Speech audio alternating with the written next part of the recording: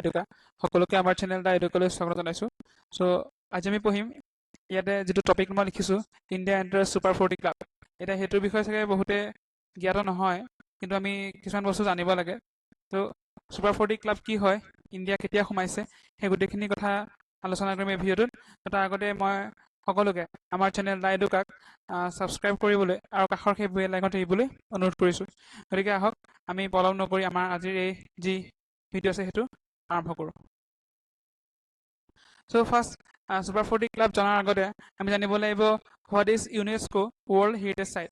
World heritage চাইটটো কি হয়, সেইটো কোনে দিয়ে, ইউনেস্কোৰ বিষয়ে আমি অলপ জানিম।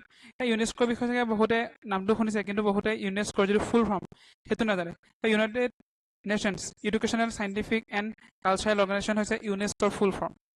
এইটো আমি আচলতে সকলোৱে জানিব লাগে যে ইউনেস্কোৰ যিটো ফুল ফৰ্ম হয়, ইউনেস্কোৰ ফুল ফৰ্মটো হৈছে United nations educational scientific and cultural organisation. আৰু ইয়াৰ যিটো হেডকোৱাৰ্টাৰ আছে, হেডকোৱাৰ্টাৰটো ক'ত আছে, পেৰিছত আছে। হেডকোৱাৰ্টাৰটো ক'ত আছে, পেৰিছত। পেৰিছ ক'ত আছে, ফ্ৰান্সৰ। হ'ল। আৰু আমাৰ যিটো ইউনাইটেড নেশ্যন গঠন হৈছিলে 1945-ত, সেই একে সময়তে 1945-তে গঠন হৈছিলে ইউনেস্কো। এইবিলাক কথা আমি আচলতে জানিব লাগে। এতিয়া ইউনেস্কো কি কৰে, আমাৰ পৃথিৱীৰ কিছুমান বিশেষ মহত্বপূৰ্ণ ঠাইক হেৰিটেজ চাইট ঘোষণা কৰে, মানে বিশ্ব ঐতিহ্য ক্ষেত্ৰ। হেৰিটেজ চাইট মানে বিশ্ব ঐতিহ্য ক্ষেত্ৰ। এইটো ইউনেস্কোই প্ৰতি বছৰে এইটো ঘোষণা কৰে। কিন্তু ইয়াৰ লগত সপ্তাচাৰ্যৰ কোনো ধৰণৰ মিল নাই। এইটো আপোনালোকে খেলি মেলি নকৰিব যে ৱৰ্ল্ড হেৰিটেজ চাইট আৰু যিটো আমাৰ 7 যিটো সপ্তাচাৰ্য আছে, সেইটো লগত কোনো ধৰণৰ ইয়াৰ সংলগ্ন নাই। ৱৰ্ল্ড হেৰিটেজ চাইটটো ইউনেস্কোই প্ৰতি বছৰে দিয়ে। আৰু বৰ্তমান পৃথিৱীৰ সকলো দেশৰে মানে ৱৰ্ল্ড হেৰিটেজ চাইট আছে। ৱৰ্ল্ড হেৰিটেজ চাইট মানে হৈছে যে কিছুমান প্লেচ যিবিলাক ধৰক হিষ্টৰিকেল বা কালচাৰেলি বা চাইণ্টিফিক আদাৰ কিছুমান ফালৰ পৰা ছিগনিফিকেণ্ট হয় আৰু ইউনিক হ'ব লাগিব, বেলেগতকৈ ইউনিক হ'ব লাগিব। যিটো প্লেচ তেওঁলোকে ৱৰ্ল্ড হেৰিটেজ চাইট ঘোষণা কৰিব, সেইটো ইউনিক হ'ব লাগিব। আৰু চুপ্ৰিম মানে হৈছে অদ্বিতীয়। চুপ্ৰিমৰ অৰ্থটো হৈছে অদ্বিতীয়, মানে বেলেগ হ'ব নালাগিব। সেই যিটো ঠাই তেওঁলোকে ৱৰ্ল্ড হেৰিটেজ চাইট ঘোষণা কৰিব, সেইটো বেলেগত কোনো ধৰণত থাকিব নালাগিব। গতিকে সেইটো হৈছে ৱৰ্ল্ড হেৰিটেজ চাইট, আৰু সেইটো কোনে ঘোষণা কৰে, ইউনেস্কোই। গতিকে এই কথাটো আমি কিছুমান বস্তু আমি জানিব লাগে। এতিয়া মই প্ৰথম আমাৰ যিটো টপিক লিখিছিলোঁ সেইটো হৈছে যে ইণ্ডিয়া এণ্টাৰ্ছ ছুপাৰ 40 ক্লাব। এতিয়া ছুপাৰ 40 ক্লাবৰ লগত ইউনেস্কোৰ যিটো ৱৰ্ল্ড হেৰিটেজ চাইট, তাৰ যিটো ৰিলেটেড, তাৰ ৰিলেশ্যনটো কি, সেইটো আমি পঢ়িম। চ' ছুপাৰ 40 ক্লাব কি হয়? ছুপাৰ 40 ক্লাব হৈছে আমাৰ ইউনেস্কোৱে কি কৰে, মই কৈছোঁৱে যে পৃথিৱীৰ প্ৰতিখন দেশৰে কিছুমান এনেকুৱা ধৰণৰ মহত্বপূৰ্ণ ঠাই আছে, সেইবিলাকক কি কৰে, আমাৰ ইউনেস্কোৱে ৱৰ্ল্ড হেৰিটেজ চাইট হিচাপে ঘোষণা কৰে। এতিয়া ৱৰ্ল্ড হেৰিটেজ চাইট বুলি ক'বলৈ গ'লে আমাৰ ভাৰতবৰ্ষত এই যে মই কৈছোঁ ছুপাৰ 40 ক্লাব, তাৰমানে যিকেইখন দেশত কি আছে, 40টা বা 40টাতকৈ বেছি ৱৰ্ল্ড হেৰিটেজ চাইট আছে, সেইবোৰ দেশক কি বুলি কোৱা হয়, ছুপাৰ 40 ক্লাব। মানে ক্লাব মানে কি, এটা আপোনাৰ ক্লাব ধৰণৰ য'ত বহুতকেইটা মানুহ আমি থাকোঁ, তেনে ইয়াতে ছুপাৰ 40 ক্লাব মানে দেশৰ কথা কৈছে। হ'ল। এতিয়া তাতে অকল ছুপাৰ 40 ক্লাবেই নাই, ক'ৰবাত 50খনৰ ওপৰত থকাখিনিক তেনেকৈ ছুপাৰ 50 ক্লাব বুলি কোৱা হয়। এতিয়া আমাৰ ইণ্ডিয়া ক'ত এণ্টাৰ কৰিছে, ছুপাৰ 40 ক্লাবত এণ্টাৰ কৰিছে। সেই বস্তুটো আমি জানিব লাগে যে ছুপাৰ 40 ক্লাব বেলেগ একো নহয়, যে আমাৰ ইউনেস্কোই যি ৱৰ্ল্ড হেৰিটেজ চাইট ঘোষণা কৰে, সেই ৱৰ্ল্ড হেৰিটেজ চাইটৰ যিবিলাক দেশত 40 বা তাতকৈ বেছিকৈ কি আছে, ৱৰ্ল্ড হেৰিটেজ চাইট আছে, সেইবোৰ দেশক ছুপাৰ 40 ক্লাবত সোমাই বুলি ধৰা হয়। এতিয়া আমাৰ ইণ্ডিয়াৰ ৰিচেণ্ট ধৌলাভিৰা বুলি এখন জেগা আছে, গুজৰাটত আছে। হ'ল। এই ধৌলাভিৰাখন হৈছে 40th world heritage site of India. ইণ্ডিয়াৰ 40 নম্বৰ যিখন ৱৰ্ল্ড হেৰিটেজ চাইট হৈছে ধৌলাভিৰা। আৰু ঠিক দুদিনৰ আগত, এইটো 27 জুলাইত টুইট কৰা হৈছে ধৌলাভিৰাৰ ওপৰত। আৰু 24th ৰামাপ্পা টেম্পল, এইটো তেলেংগানাত আছে, সেইখন আমাৰ 39 নম্বৰ ৱৰ্ল্ড হেৰিটেজ চাইট।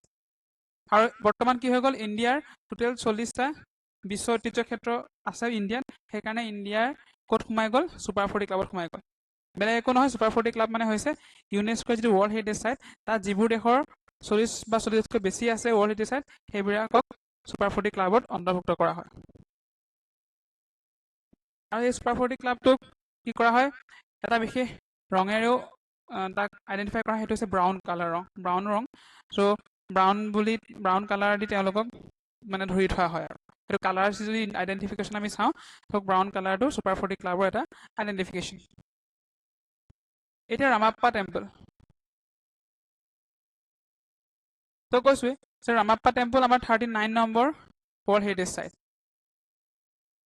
39 তো 24 জুলাইত দিয়া হৈছে আৰু 25ত ইয়াৰ বিষয়ে টুইট কৰা হৈছে চ' ৰামাপ্পা টেম্পলটো ক'ত আছে তেলেংগানাত আছে তেলেংগানা বৰ্তমান এখন ৰাজ্য হৈ গ'ল আৰু অন্ধ্ৰপ্ৰদেশৰ লগত আছিলে এতিয়া তেলেংগানা এখন ৰাজ্য চ' আপোনালোকক মই এটা কুৱেশ্যন থ্ৰ' কৰিছোঁ যে তেলেংগানাৰ যিখন বৰ্তমান ৰাজধানী মানে আমাৰ যেনেকৈ অসমৰ দিছপুৰ তেনেকৈ তেলেংগানাৰ ৰাজধানীখনৰ নাম কেইবিধখনৰ নাম ক'ব লাগে যদি জানে আপোনালোকে কমেণ্ট বক্সত জনাব এতিয়া ৰামাপ্পা টেম্পলটো ক'ত আছে ই আছে মুলুগু ডিষ্ট্ৰিক্টত আছে এইটো তেলেংগানাত আছে আৰু এই টেম্পলটো মেজেষ্টিকেলি কি হয় 6 ফুট হাই শ্বেপ ফৰ্মত আছে এনেকুৱা এইটো 6 ফুট এইটো বুজেটো চৰি 6 ফুট এইটো 6 ফুট এইটোৱে 6 ফুট চ' তাৰ ওপৰত এইটো ৰামাপ্পা টেম্পল অ'কে এইটো টেম্পল কি হয় 1213 চি মানে কমন এৰা তাৰমানে যীশুখ্ৰীষ্টৰ জন্মৰ পিছৰ যীশুখ্ৰীষ্টৰ জন্মৰ আগত কোৱা হয় BCE আৰু যীশুখ্ৰীষ্টৰ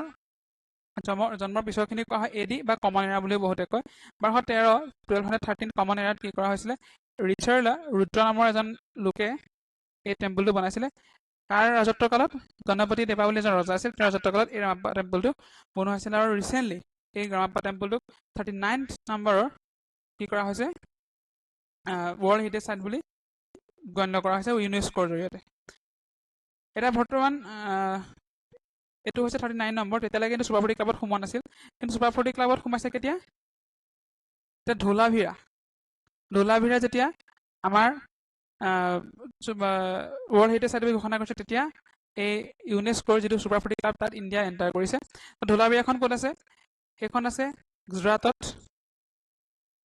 এইটো ধোলাভিৰাৰ এটা অংশ এইটো হৰপ্পান চিটি হয় বহুতে খেলি মেলি কৰে এইটো ইণ্ডাছ ভেলীৰ এটা পাৰ্ট বুলি কোৱা হয় আৰু আপোনালোকে জানে চাগে যে ইণ্ডাছ ভেলীৰ এটা মানে ইণ্ডাছ ভেলীৰে হিন্দু সভ্যতাৰে হৰপ্পানটো হিন্দু সভ্যতাৰ এটা নগৰ হৰপ্পান আৰু মহেঞ্জোদাৰো দুখন নগৰ হিন্দু সভ্যতাৰে গতিকে ইণ্ডাছ ভেলীৰে এটা পাৰ্ট হয় এইটো ধোলাভিৰা এইটো কেতিয়া বনোৱা হৈছিলে বুলি কৈছে 3rd to 2nd BC মানে বিফৰ যীশুখ্ৰীষ্টৰ জন্মৰ আগৰ আজিৰ পৰা ধৰক 4,500 বছৰ আগতেই হ'ল আৰু ডিস্কভাৰ কেতিয়া হৈছে 1968ত ডিস্কভাৰ হৈছে আৰু বৰ্তমান এই ধোলাভিৰাই 27 জুলাইত আমাৰ যিজন কালচাৰ মিনিষ্টাৰ আছে তেওঁ টুইট কৰিছে আৰু ইভেন ইউনেস্কোৰ নিজৰ অফিচিয়েল টুইটাৰ একাউণ্টৰ পৰা টুইট কৰিছে ধোলাভিৰা 40th নম্বৰৰ ৱৰ্ল্ড হেৰিটেজ চাইট হয় আমাৰ ভাৰতৰ আৰু লগালগে আমাৰ ইণ্ডিয়াই ধোলাভিৰাখন যেতিয়া ৱৰ্ল্ড হেৰিটেজ চাইট হিচাপে ঘোষণা কৰিলে লগালগ আমাৰ ইণ্ডিয়াই ক'ত এণ্টাৰ কৰিলে ছুপাৰ 40 ক্লাবত ত' ডিফাৰেণ্ট টুইটছ মই দেখাই দিছোঁ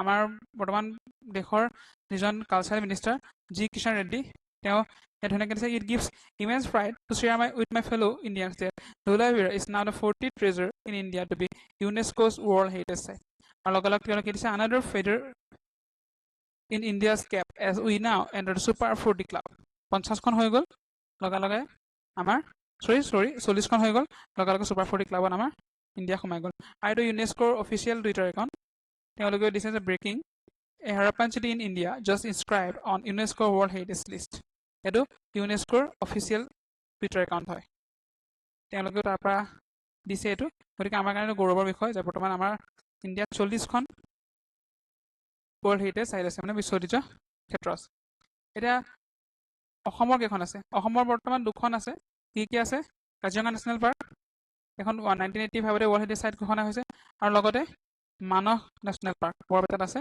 এইটো 1985তে হৈছে আৰু এটা নোট তোমালোকে মনত ৰাখিব লাগে যে অজন্তা কেভছ মহাৰাষ্ট্ৰত যে আছে অজন্তা কেভছ অজন্তা গুহা সেইটো হৈছে আমাৰ ভাৰতৰ প্ৰথম বিশ্ব ঐতিহ্য ক্ষেত্ৰ লাভ কৰা মানে মনুমেণ্ট 1983তে কি কৰিছিলে তেওঁলোক মানে অজন্তা কেভক ইউনেস্কোৱে ৱৰ্ল্ড হেৰিটেজ চাইট হিচাপে ঘোষণা কৰিছে এইটো ফাৰ্ষ্ট আহিব পাৰে যে ইণ্ডিয়াৰ ফাৰ্ষ্ট যি ৱৰ্ল্ড হেৰিটেজ চাইট সেইটো কি আছিলে এইটো অজন্তা কেভছ আৰু বৰ্তমান ভাৰতৰ 40টা আছে টোটেল ৱৰ্ল্ড হেৰিটেজ চাইট আৰু তাতকৈ হায়েষ্ট আছে ইটালী বৰ্তমান একদম হায়েষ্টত আছে ইটালী টোটেল 57টা আছে ইটালীৰ ৱৰ্ল্ড হেৰিটেজ চাইট কিমান আছে